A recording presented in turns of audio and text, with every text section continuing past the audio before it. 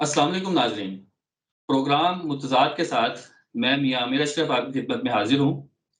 मौजूदा सियासी सूरत-ए-हाल पे बात करने के लिए आज मेरे साथ मौजूद हैं सीनियर एंकर पर्सन और सियासी तज्ज़ियाकार जनाब जावेद कमियाना साहब। अस्सलाम वालेकुम सर। जी, वालेकुम सलाम। सर कैसे हैं आप? खैरियत से हैं? जी, अल्लाह का शुक्र।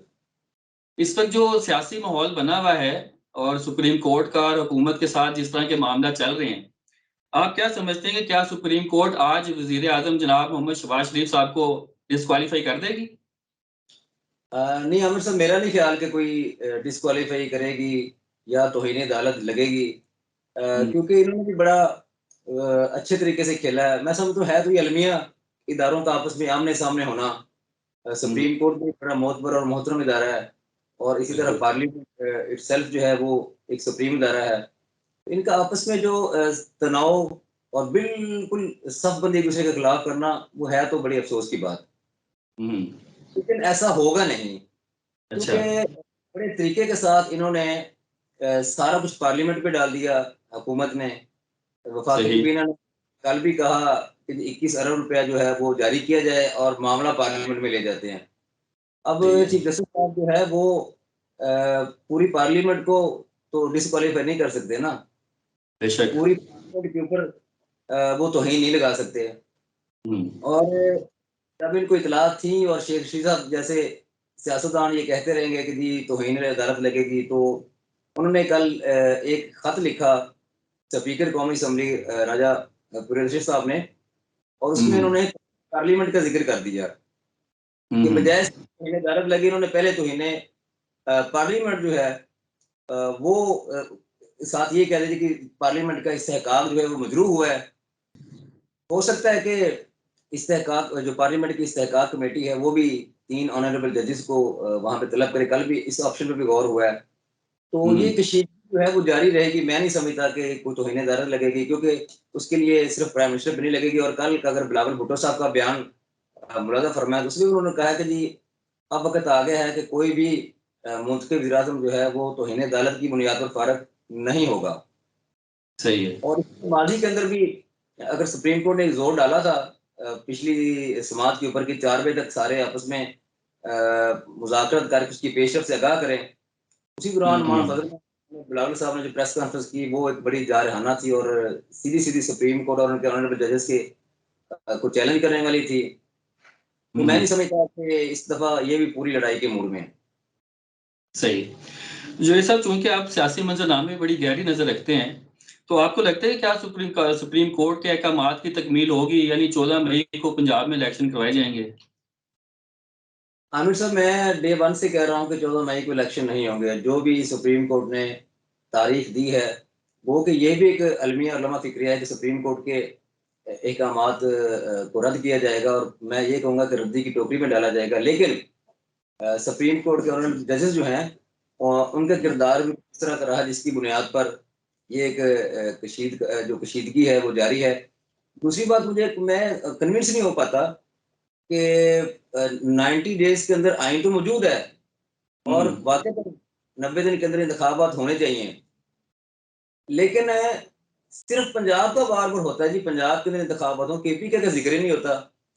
हुँ, केपीके के हुँ, इलेक्शन के बारे में ऑनरेबल चीफ जस्टिस साहब ने वाज़ेह कह दिया कि जी उस बारे में मुतल्लका जो अदालत है उससे राब्ता करें और फ़ॉलो करें। तो हुँ, हुँ, पंजाब के अंदर भी इलेक्शंस के हवाले से लाहौर हाई कोर्ट के अंदर मामला चल रहा था, तो सुप्रीम कोर्ट ने पिक कर लिया।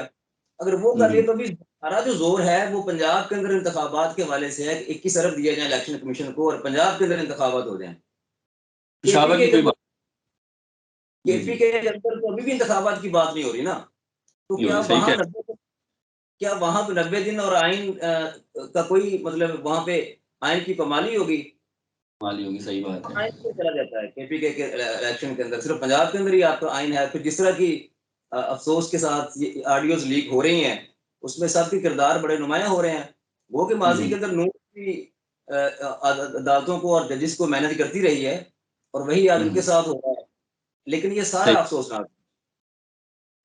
तो आपको क्या लगता है, ये अदालत जो है, ये तौहीन अदालत की तरफ जा सकती है?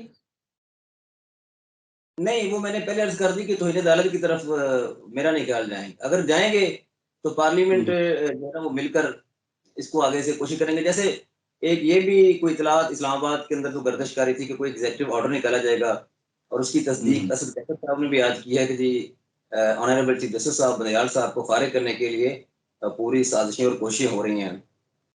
दर पर्दा ईद की छुट्टियों के अंदर वज़ीर-ए-आज़म जो है शहबाज शरीफ साहब, उन्होंने मुलाकातें भी की हैं, कानूनी और आईनी माहिरीन से मुशावरत भी की है, और बल्कि 2 दफ़ा मुशावरत की है, और आज फिर अटॉर्नी जनरल को बुला लिया क्योंकि आज समाअत है। तो तौहीन अदालत की भी तो इसको आगे काउंटर करेंगे, और मेरा नहीं ख्याल कि इनको कोई फैसला मानने के लिए तैयार होगी। ये ऑनरेबल सुप्रीम कोर्ट जो भी फैसला करेगी, हुकूमत उसको काउंटर करने के लिए तैयार है। उसकी वजह ये है कि मेरा ख्याल है DG/ISPR की जो प्रेस कॉन्फ्रेंस है उसके अंदर एक सहाफ़ी ने क्वेश्चन किया था कि जी सिक्योरिटी प्रोवाइड करेंगे आप इलेक्शंस के हवाले से? सही है। उन्होंने इस पे बड़ा वाज़ेह कहा था कि जी हम इस बारे में इलेक्शन कमीशन को और सुप्रीम कोर्ट के अंदर रिपोर्ट जमा करा के आगाह कर चुके हैं।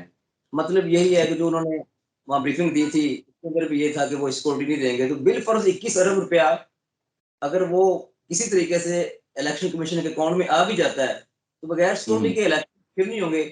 तो तौहीन अदालत या तो फिर ऑनरेबल चीफ जस्टिस साहब सुप्रीम कोर्ट जो है फिर वो आर्मी पे भी लगाए ना, जो सिक्योरिटी नहीं दे रहे, सब पे लगाए वो। बिल्कुल, बिल्कुल सही है। तो इस सारी सूरत हाल को लगता है कि अगर तहरीक इंसाफ जो है वो पंजाब से जीत सकेगी दोबारा? अगर तो PDM ने और बिलखसूस मुस्लिम लीग नून ने कोई डिलीवर किया होता, अवाम को महंगाई के अंदर ना धकेला होता, तो मैं समझता हूँ कि जितने कमज़ोर टिकट डिस्ट्रीब्यूट किए हैं तहरीक इंसाफ ने, इनमें से बहुत सारे मुतअद्दद जो उम्मीदवार हैं, वो खान साहब की जो एक वेव चली हुई है पॉपुलैरिटी की, उसकी जी, बुनियाद जी। पे तो जीतेंगे, लेकिन उनका ज़ाती, क्योंकि काफ़ी लोग हैं जिनको मैं कुछ जानता भी हूँ, मैं तो उन्हीं की बात ज़्यादा करूँगा। ओवरऑल टिकटों की तकसीम के ऊपर झगड़ा तो हर दफ़ा ही होता है, जी, जी, बिल्कुल। कोई पार्टी क्यों ना हो, लेकिन PTI क्योंकि ओवर क्राउडेड है, इसमें ज़रा एक हल्के के अंदर उनके पास 8-8 10 कैंडिडेट हैं, जिस एक को टिकट मिलता बाकी नाराज़ हो जाते हैं, जिसको दे के वापस लिया फिर वो भी नाराज़ हो गया। इसके बावजूद बहुत कमज़ोर कैंडिडेट्स जो है ना वो खड़े किए हैं। अगर मुस्लिम लीग नून ने पंजाब के अंदर डिलीवर किया होता, अवाम को महंगाई के अंदर ना धकेला होता, तो बहुत अच्छा कंपटीशन और हेल्दी कंपटीशन के साथ PTI को शिकस्त देनी थी उन्होंने। लेकिन क्योंकि अब हम भी अवाम है ना, हाँ मैं जी। और आप भी हैं, तो हम जी, भी बिल्कुल। उसी महंगाई को भुगत रहे हैं। तो वो लोग जो अवाम का तबका वो है जो महंगाई को बुरी तरह सफ़र कर रहा है, वो भी इनके अगेंस्ट हो गया और वो PTI के साथ जाके खड़ा हो गया। और फिर भी उसके बावजूद भी अभी भी अगर अक्टूबर में इलेक्शंस होते हैं, चाहे इनका इत्तेफाक राय हो या इत्तेफाक राय ना हो, ये अक्टूबर तक इलेक्शन चले जाते हैं बिलफर्ज, और अगले तो 4-5 माह के अंदर हुकूमत डिलीवर कर दे, तो मैं जी, नहीं जी। समझता कि पंजाब के अंदर 2 अक्सरियत लेगी, ऐसा होता नजर नहीं आ रहा। बहुत शुक्रिया जावेद साहब। नाज़रीन, आज सुप्रीम कोर्ट बहुत अहम जो है वो समाअत करने जा रही है, और थोड़ी देर में वाज़ेह हो जाएगा कि सियासी ऊँट जो है ये किस करवट बैठता है। सियासतदानों की अना की जंग, हुकूमत और सुप्रीम कोर्ट के दरमियान जो लड़ाई जारी है, ये देखते हैं कि ये थमती है या इसी तरह जारी रहती है। इसके साथ ही तो इस प्रोग्राम से दें इजाज़त। इंशाल्लाह अगले प्रोग्राम में दोबारा किसी नए प्रोग्राम इश्यू के साथ हाज़िर होंगे। तब तक के लिए इजाज़त दें। आपका मेज़बान मियां आमिर अशरफ। अल्लाह हाफ़िज़।